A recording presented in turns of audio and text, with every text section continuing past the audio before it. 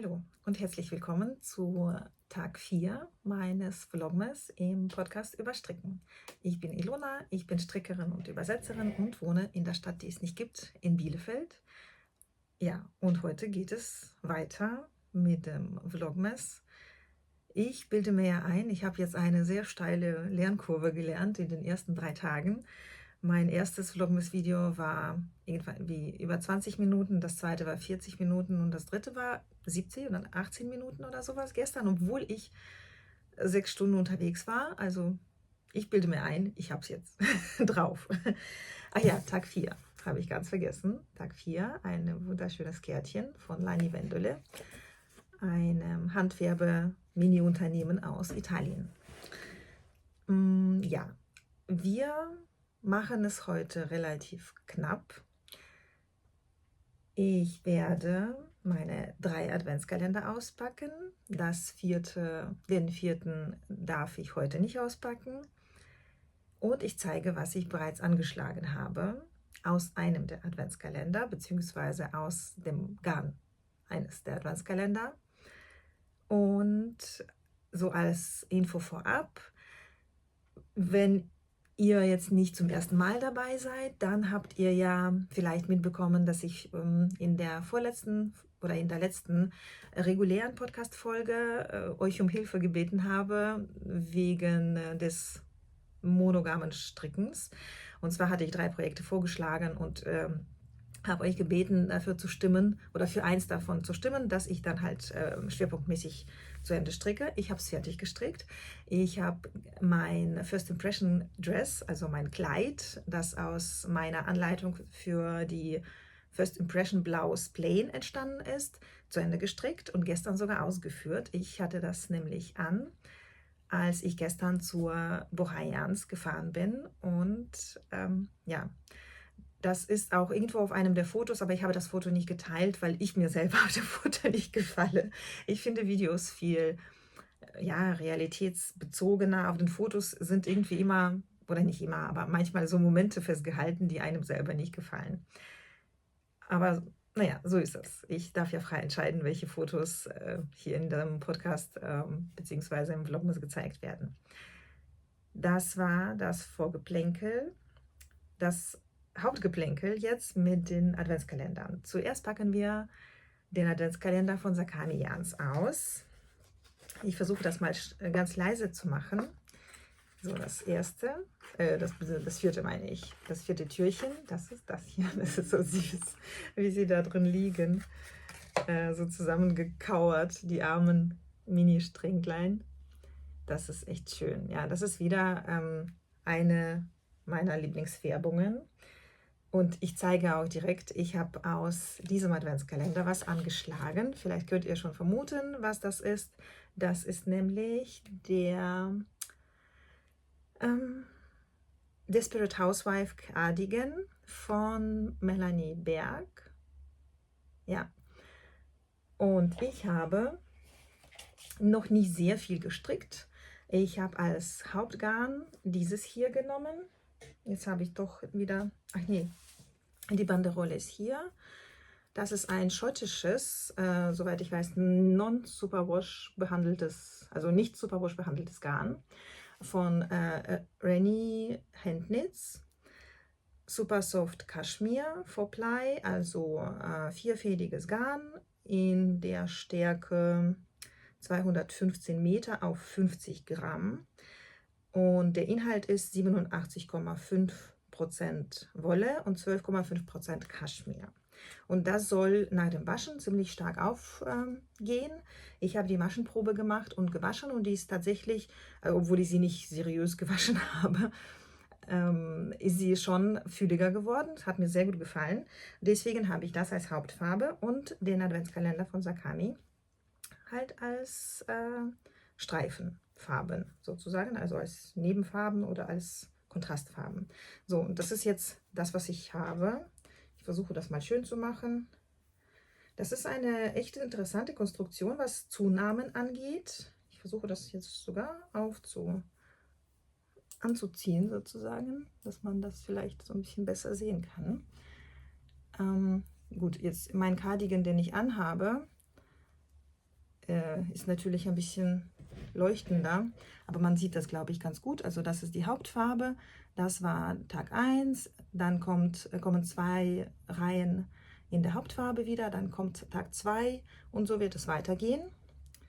Und zwar, das ist Tag 3, also es kommt wieder was Grünes. Ja, man sieht so grün, Khaki, braun, grün mit hellen Tönen. Das wird die Nummer 4. Das ist schön, das wird harmonisch. Das wird dann so sein, als wären das ähnliche, oder das sind ja ähnliche Farben für jeden zweiten Streifen. Und dieses Braun passt, glaube ich, sehr gut. Ich zeige das mal näher. Bei dem Cardigan werden übrigens verkürzte Reihen hinten gemacht, damit er besser sitzt am Nacken. Ja, da sind meine Streifen. Ich finde das sehr schön. Ja, muss ich sagen. Finde ich jetzt in der Kamera noch schöner als in echt. Wirklich gut. Also, wenn ihr mitstricken wollt aus euren Adventskalendern oder ganz ohne Adventskalender, Desperate Housewife Cardigan ist unterwegs. Ihr könnt gerne mitstricken. Wenn ihr den auch stricken wollt, meldet euch, dann stricken wir zusammen. Machen wir ein Mini-Karl oder so, wenn ihr wollt. Müsst ihr aber nicht. Das war ein Adventskalender. Dann gibt es ja noch 2. Jetzt kommt wieder ein bisschen, also es wird laut. Ich werde das aber versuchen nicht zu schneiden, damit ich schneller hochladen kann. Also Ohren zuhalten. Ich habe aber eine Schere hier. Deswegen, also so ein Tütchen ist das. Das ist von Olivia und Oliver Fibers. Ein bisschen laut. Ja, wie schön. Wie schön, wie schön. Nicht reingehen. Wie schön. Das ist wirklich schön. Das ist eine Färbung, die sehr gut passt. Oh, ich merke gerade mein Problem. Das sind die anderen 3, die ich ja bereits geöffnet habe. Das war das erste Türchen oder das erste Tütchen. Und jetzt wird es problematisch. Ich glaube, das war die Nummer 2 und das war die Nummer 3. Und das ist jetzt die Nummer 4. Ich muss sie mal beschriften, würde ich sagen. Eigentlich muss man sie ja aufhängen in der Reihenfolge, in der man sie aufmacht. Aber ich habe keinen Platz zum Aufhängen. Ich werde da so kleine Zettelchen dran machen. Maus, du kannst mir übrigens einen Gefallen tun und so ganz kleine Zettelchen schreiben mit 1 bis 24 drauf. Sehr kleine Zettelchen. Ausschneiden auch. Ausschneiden. Aus normal dünnem Papier. So, Auftrag vergeben. Also, ich hoffe, ja, ich muss meine Vlogmas-Folgen mal gucken, glaube ich, damit ich die beiden korrekt zuordne, weil da bin ich mir nicht sicher, dass ich sie korrekt habe. Aber man sieht, das ist, also sie sind sehr harmonisch zueinander, finde ich sehr schön. Das ist echt schön. War eine gute Entscheidung für Olivia und Oliver Fibers. Und der, ach, das ist gar nicht Olivia und Oliver Fibers, das ist Dandelion and Dogwood. Genau, ich nehme alles wieder zurück, das war Dandelion and Dogwood. Richtig. Und jetzt kommt Olivia und Oliver Fibers.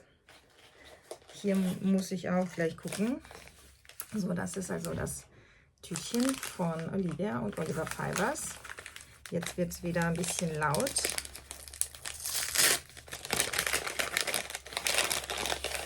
Yay! Oh. Das ist wirklich, wirklich sehr schön.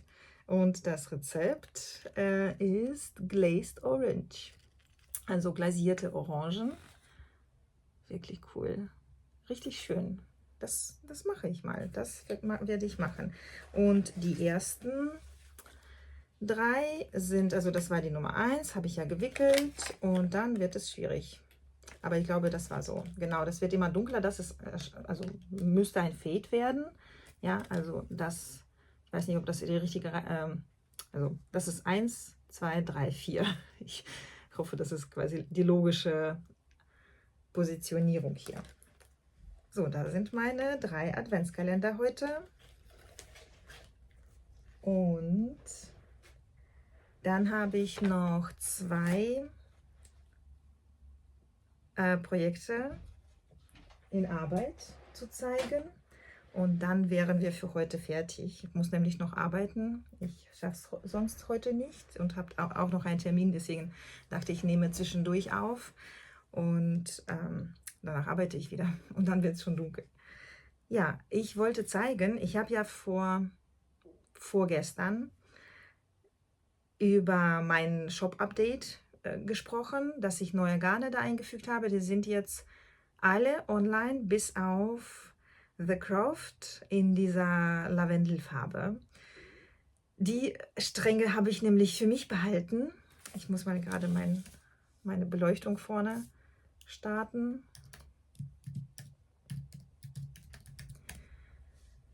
Ich habe die also erstmal behalten, alle 5 Stränge, und werde die also einen mal anstricken und schauen, wie das so im Gestrick aussieht. Bei meiner natürlichen Beleuchtung hier hat mir die Farbe so gut gefallen, dass ich dachte, ich setze also die Farbe erstmal nicht in den Shop. Mal schauen. Ich stricke und dann gucke ich und dann kaufe ich vielleicht noch mehr ein und dann gibt es die Farbe auch im Shop. Jedenfalls habe ich eins der Sockengarne angestrickt, weil ich finde, also es ist zwar schön und glitzerig und so, man sieht zwar die Glitzer nicht so richtig, also hier sieht man, also diese weißen Pünktchen, das sind Glitzer, das ist, kommt glaube ich nicht so rüber, aber so in echt glitzert das echt schön. Aber wenn man sich so das Knäuel anguckt, dann weiß man ja nicht genau, wie das im Gestrick aussieht. Deswegen dachte ich, ich stricke für euch mal. Also ich stricke für meine Tochter Socken, aber ich zeige sie euch, damit ihr auch wisst, ob sich die Wolle oder ob die Wolle für euch interessant ist. So, ich habe jetzt nicht so viel gemacht, aber man sieht schon, wie die Streifen so rauskommen. Ja, also gut, in dem Bündchen sieht man das ja nicht so gut, aber das ist auf jeden Fall selbstmusternd. Das Grüne ist nicht selbstmusternd, das sind grüne Streifen und dazwischen halt selbstmusternde andere Farben. Das ist so ein bisschen rosa-weiß und das ist rot-weiß. Und die ergeben offensichtlich etwas unterschiedliche Muster. Weiter bin ich noch nicht gekommen. Bei Blau kann man auch noch nicht genau erkennen, was genau das für ein Muster ist, weil hier sind halt eine rechts, eine links. Weiß ich noch nicht genau, aber das kommt dann bald mit Blau und dann zeige ich immer wieder mal im Verlauf des Vlogmas, wie die Streifen so aussehen. Ich habe mir jetzt auch vorgenommen, ohne großen Schnickschnack, ohne irgendwelche fancy Formen und Fersen, dass ich meine Socken so stricke, wie meine Oma mir das gezeigt hat, weil das sitzt. Da habe ich auch nicht das Problem bei der zweiten Socke, dass ich mich nicht erinnern kann, wie viele Runden ich wo gemacht habe, weil das alles logisch aufeinander aufbaut. Ich werde also die Socken so stricken, wie ich es gelernt habe und euch auch währenddessen zeigen. Und dann schauen wir, ob ich das Problem mit der zweiten Socke wenigstens dadurch löse. Ja, ich habe das ja immer wieder noch, dieses Problem der zweiten Socke. Wenn ich 2 Socken gleichzeitig stricke, dann dauert es auch nicht unbedingt kürzer, weil dann liegen halt beide Socken unfertig ganz lange in der Ecke. So, das wollte ich zeigen und ich wollte ja unbedingt den Everyday Knit Skirt von Judy Jewell, zu dem ich die Anleitung ins Deutsche, also zu diesem Design habe ich die Anleitung für Judy ins Deutsche übersetzt. Die gibt es bei mir auf Patreon in deutscher Sprache und in Judy's Revelry Store in englischer Sprache. Und irgendwann gibt es dort auch die deutsche Variante zu kaufen. Und bei mir bekommen halt meine Patreon-Mitglieder alle Anleitungen, mit denen ich irgendwie zu tun habe, im Sinne, die ich übersetze, beziehungsweise die ich übersetze und die Absprache mit der Designerin so ist, dass ich sie teilen darf. Diese Anleitungen und meine eigenen Anleitungen werden auf Patreon quasi kostenlos zur Verfügung gestellt. Und ich wollte ja unbedingt den Rock anschlagen. Ich habe es getan. Und zwar aus diesem Garn von Quickstrick, von Kirsten aus der Schweiz. Und ich bin noch nicht sehr weit gekommen, aber man sieht ein bisschen was. Und zwar, jetzt muss ich Angst haben, dass ich hier die Maschen fallen lasse, bin ich noch am Bündchen.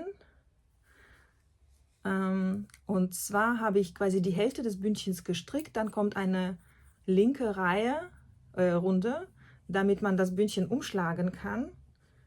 Und dann ja, strickt man halt weiter genauso hoch. Das ist ein 2x2 Bündchen. Ja, genau, man strickt genauso hoch und dann muss man, ich weiß gar nicht mehr, obwohl ich es übersetzt habe, das ist ja das Schöne, man kann sich in Sachen vertiefen und dann kann man sie trotzdem schnell vergessen, damit der Platz im Kopf frei wird. Das kennt ihr bestimmt von eurer Arbeit auch oder grundsätzlich halt von allem eigentlich. So funktioniert unser Gedächtnis.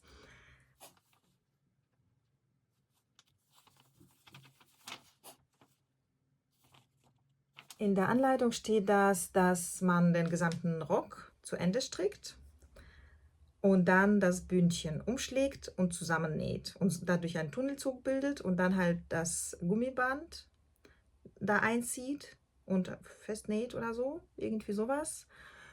Ich werde das aber so machen, dass ich, wenn ich mit dem Bündchen fertig bin, dass ich das direkt umschlage und zusammenstricke, bevor ich mit dem Rock weitermache. Dann erspare ich mir das Nähen. Also, wenn ihr den Rock mit mir zusammenstricken wollt, dann schließt euch an und wir arbeiten an dem Rock. Ich werde auf jeden Fall versuchen, im Verlauf des Advents an dem Cardigan und an dem Rock weiter zu stricken, sodass, also ich werde wahrscheinlich beides nicht fertig bekommen bis Ende des Monats oder bis zum 24.